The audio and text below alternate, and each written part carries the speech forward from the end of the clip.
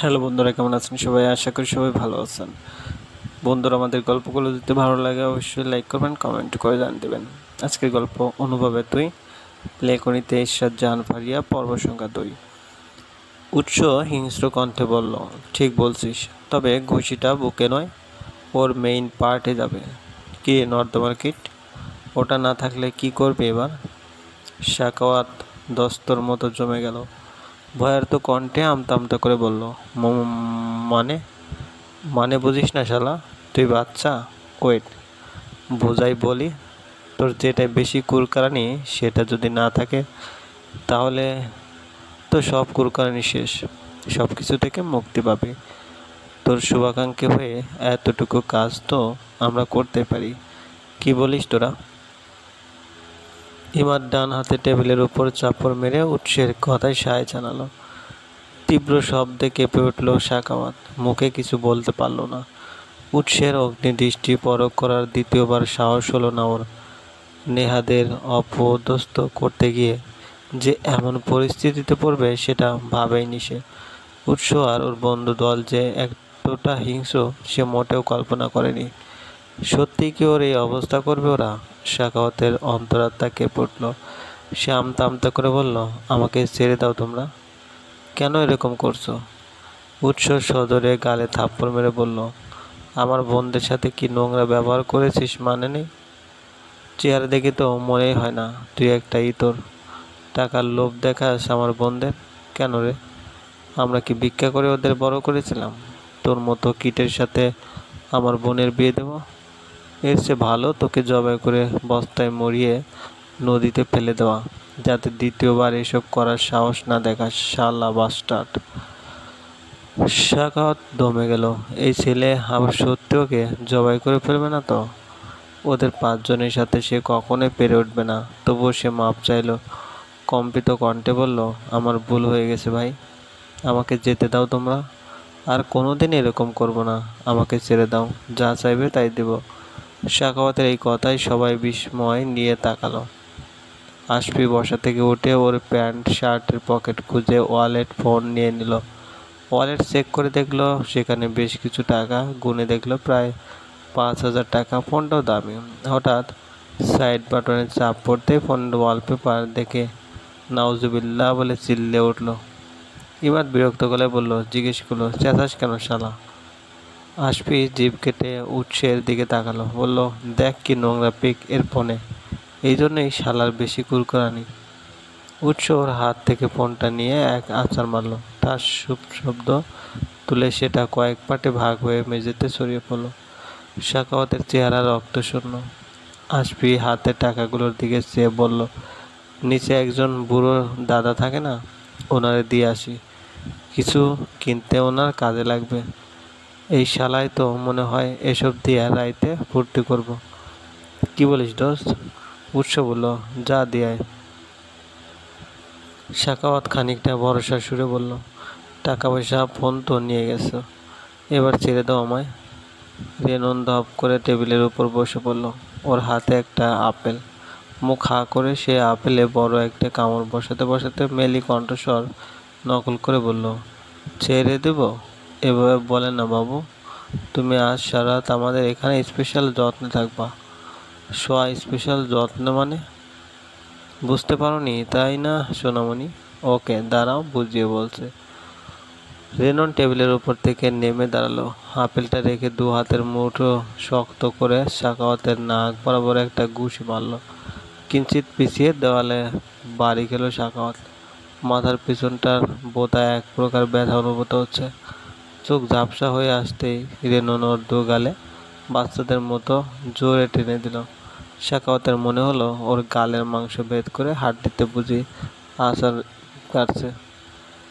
কেউ ব্যথায় চোখ মুখ কুঁচকে ফেলল। হাত দুটো দড়ি দিয়ে বাঁধা থাকায় সে ছটফট করতে লাগলো। রেনন ওকে ছেড়ে দিল। ওর মুখের উপর থুতু মেরে বলল, এটাই আমাদের স্পেশাল যত্ন রে সোনামণি। লাগবে আর একটু যত্ন? বলো তো করে দেই। শাকাওয়াত ভিতর চোখে তাকিয়েই রইল। উৎস হনকার দিয়ে বন্ধুদের বলল, এরে সারা রাত আটকে রাখ, খাবার দিবি না, সকালে ছেড়ে দিবি। আজকের কথা মনে থাকলে ভবিষ্যতে এসব করার দুঃসাহস দেখাবে না, শালা কুত্তা। ইমাদ ভ্রুকুচকে জিজ্ঞেস করলো, নেহা বাসায় গিয়ে আঙ্কেলের এসব বলছেন নাকি? ওনার তো জানা দরকার। কি জানি এই তিন বোকা কি করছে।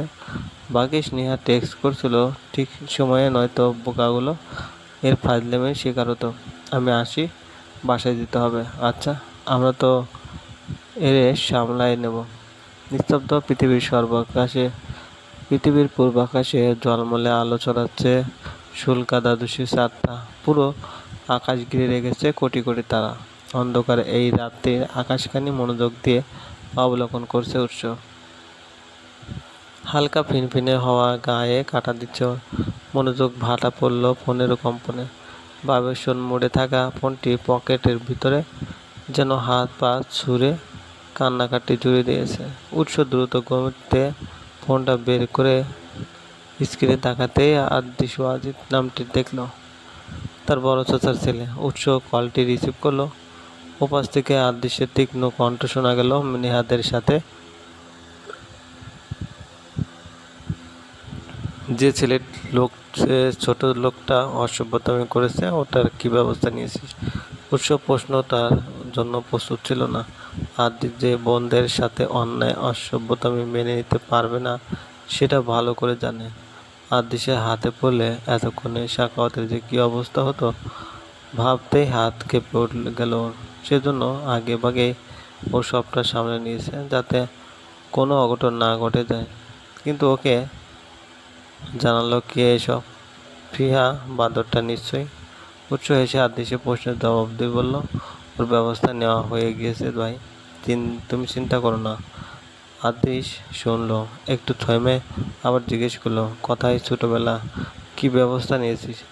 উৎস ঢোক গেলে বলল, হাত পা ভেঙে আটকে রেখে আসছে। আদিশ স্বস্তি পেল যেন। হালকা গরম নিঃশ্বাস ছেড়ে গমগমে স্বরে বলল, গ্রেট, রাখি ভাই, বাসায় আয় তাড়াতাড়ি, আসছি। ফোন কলটি কেটে দিল উৎস। হাঁপ ছেড়ে স্বস্তি নিঃশ্বাস ফেলে আবারও বাইরে মনোযোগ দিল। চারপাশে অন্ধকার কাটিয়ে এক টুকরো আলোকিত আলোয় পৃথিবীকে যেন ভুয়া আসিয়ে দিচ্ছে অন্য কোনো ওর। ডাইনিং থেকে পানি খেয়ে লিভিং রুমের দিকে পা বাড়ালো উৎস। গিয়ে দেখলো নেহা, ফিহা আর রোজা বসে আছে। তিনজনের মাথা নিচু, দৃষ্টি কার্পেটের উপর, কিছুই দেখছে না। আদিশ ভলিউম কমিয়ে টিভি ছেড়ে রেখেছে, কিন্তু কিছু দেখছে না। চোখের দৃষ্টিতে রাগ ফুটে উঠছে। হঠাৎ উৎসকে দরজায় দাঁড়ানো দেখে আদিশ বলল, তোর এই বোনটা বেশি চালাকি শিখে গেছে। আমাকে না জানিয়ে তোকে টেক্সট করেছে, কত বড় সাহস! সাহস হয়েছে বুঝতে পেরেছি। উৎস এসে বসলো সিঙ্গেল সোফার হাতলে। তারপর বলল, ভুল হয়ে গেছে, থাক। তোমাকে তো ও আর ওর ভয় পায়, আমি তো সামনে নিচ্ছি ব্যাপারটা। আদিশ ধাঁধালো স্বরে বলল, আমি কি বাঘ নাকি ভাল্লুক যে ভয় পায়? যত সব নাটক। আর এরা কি বাচ্চা? তিনজন মেয়ে ওই কুত্তাটাকে মিলে বেধড়ক পেটাতে পারে নাই? খুকি সেজে থাকলে নর্দমার কীটটাও এভাবেই অপদস্থ করব। যত সব অপদার্থ।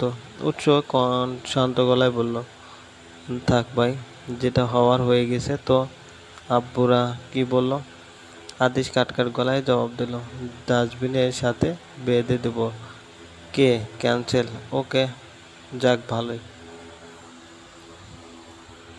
অতঃপর আদিশ আর উৎস সাখাওয়াতের ব্যবস্থা নিয়ে কথা বলতে লাগলো। নেহা ধৈর্য হয়ে গেল, কিন্তু আদিশ ওদেরকে যেতে অনুমতি দেয় নি। আর না পেরে নেহা ওর পাশে বসা পিয়াকে ফিসফিস করে বলল, সব তোর জন্য। ভাইয়াকে এইসব কাহিনী বলতে গেলেই না। পিয়া নিচু কণ্ঠে বলল, ওই সাখাওয়াতটার উপর রাগ হচ্ছিল আমার, তাই আদিশ ভাইয়ার হাতে মার খাওয়াতে ইচ্ছে করছিল। ইচ্ছে করলেই তো ওই বলে দিবি, জানিস না ভাই কেমন, ছোটবেলায় কাটাকে মেরে ফেলতো। সেটাই হওয়া দরকার ছিল। চুপ থাক তুই। মিয়া মুখ কালো করে বলল, ভালো করেছি, বলে দিয়েছি। ওদের ফিসফিসানির রোজার কানেও পৌঁছালো। সে ব্যতিব্যস্ত হয়ে বসে আছে সোফার এক কোণে। আদিশকে সে অজানা কারণে ভয় পাচ্ছে। লোকটার সামনে প্রচণ্ড অস্বস্তি বোধ করে সে। আধা ঘন্টা যাবৎ ওর সামনে বসে আছে, ভাবতেই ঘেমে উঠল সে। এত শাসন করে বোনদের কেউ, তাও আবার চাচাতো বোনদের। নিয়া ফিয়া দুজনেই ভয় নিয়ে বসে আছে। তবে ওদের মধ্যে ফিয়া আদিশকে একটু কখনোই ভয় পায়। রোজা এবার নেহার দিকে চেপে বসে কানে কানে বলল, এই লোকটা এত কড়া কেন আপু? আমার ভয় করছে। যদি চর মেরে দেয়, আমাকে যাওয়ার সুযোগ করে দেয় প্লিজ। মাথা ব্যথা হয়ে যাচ্ছে আমার। ঘুম পেলে চলে যা, ফিয়া বলল। রোজা খানিকক্ষণ ইতস্ত করে উঠে দাঁড়ালো। দুই ভাইয়ের মনোযোগ ওদের দিকে নেই। রোজা ধীর পায়ে দরজা পেরোতে গেলে আদিশ পিছন থেকে রাগী স্বরে বলল, এই মেয়ে, এই তোমাকে যাওয়ার পারমিশন কে দিয়েছে? চুপচাপ এখানে বসে থাকো, তোমার সাথে হিসাব নিকাশ ব্যক্তি আছে আমার। রোজা চমকে উঠল। আদিশের ধমকি শুনে চুপচাপ নেহার পাশে গিয়ে বসলো। নেহা অসহায় চোখে তাকালো। ভাইয়ের মাথায় কি চলছে সেটা উৎস বুঝতেও পারল না। রোজার চেহারা রক্তশূন্যতা, ওর সাথে এই জমদূতার কিসের হিসাব নিকাশ? ও তো ভালো করে ভালো ও- ও তো ভালো করে চেনে বা আদেশকে, শুধু জানে নেহার বড় চাচার ছেলে। চাকাওয়াত সাথে রোজ যে জোর গলায় কথা বলেছে, এজন্য ওকে চর থাপ্পড় মারবে নাকি চলবে?